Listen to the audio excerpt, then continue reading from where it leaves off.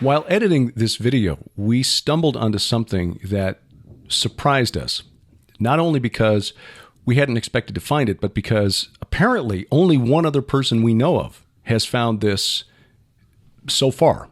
And it's been there on the land for, at least 6,000 years, something like that? In fact, when you found it, you hollered for me, Sharon, get in here, you have to see this. Because when you see this, dear friends, dear viewers, your mouths are going to drop open and you're going to wonder, why has no one else seen this? Well, we only now and today have satellite imagery, and to really perceive it, you need to be very high up. Planes don't fly over that area because it's a stone's throw from Syria. I stumbled onto this site while looking for a Google Earth image of Gilgal Refaim. So I brought up the picture, looked at it, did a screen capture, which you'll see on the screen here. But look just to the north of Gilgal Refaim, serpentine feature on the landscape. It is startling, and we have read a few papers that indicate this is a natural lava formation. Let's assume they're right. It's still called Bashan, which it essentially means place of the serpent. That's correct. This is in the middle of the ancient kingdom of Og, and for some reason, and now I'll superimpose a map that was developed by an archaeologist of megalithic burials in the area. And you'll see that the vast majority of them are clustered right on top of that mound, as well as several Chalcolithic dwellings. This is why the scholars have redated the construction of Gilgal Refaim from the Bronze Age, which is roughly 3100 BC to about the time of the Exodus, the beginning of the Iron Age, around 1200 BC or thereabouts.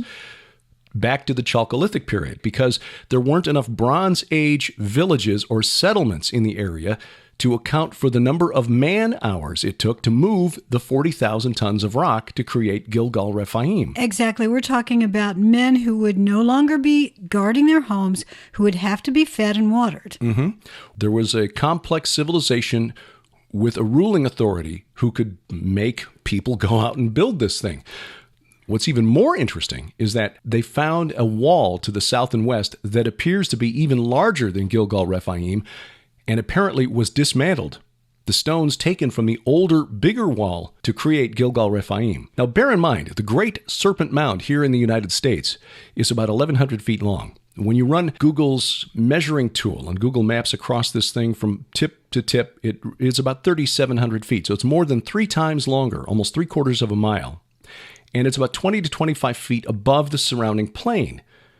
The Serpent Mound in Ohio is only 2 to 4 feet above the plain, above the surrounding terrain. So, and that has been dated by scholars to about the 4th century BC, about the time that Alexander the Great was conquering the lands around ancient Israel. Now, this Chalcolithic mound, based on the dating of the settlements and the tombs on top of it, is at least 3,000 years older. To put this in the context of some sort of timing, we would place this after the Tower of Babel, so well after the flood of Noah and after the Tower of Babel, but long before the arrival in Canaan of Abraham, which was somewhere after 1900 BC. I put that about 1876 BC in my timeline. And by the way, we have to give credit where it's due. The one person we know of who has noticed this and written about it is Doug Van Dorn, and he's the author of a book called Giants, Sons of the Gods. He noticed it on Google Earth back in 2013, but really didn't make a big fuss about it. Apparently, this has really not been noticed before, but it seems that this is at least one possible explanation for the naming of this land in the shadow of Mount Hermon, which is plainly visible from the central core of Gilgal Refaim, Bashan, the place of the serpent. Exactly. See Israel with the Gilberts, March 19th through 30th of 2023 with an optional 3-day extension to Jordan. For more information, log on to gilberthouse.org/travel.